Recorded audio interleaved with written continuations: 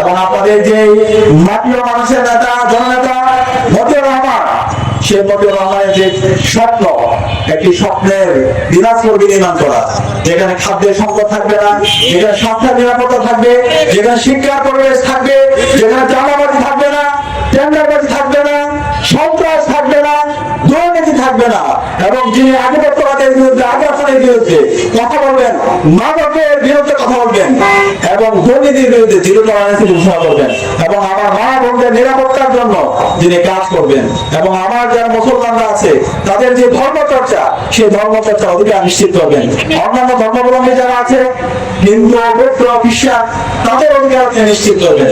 সেই ধরনের একটি ইনক্লুসিভ বাংলাদেশ বিনির্মাণ করার জন্য আমাদের ইনসাফের প্রতিনিধি জনতা মতিউর রহমানকে ব্যাপক ব্যবধান আমাদেরকে বিজয় করতে হবে। আমরা কি পারবো ইনশাআল্লাহ?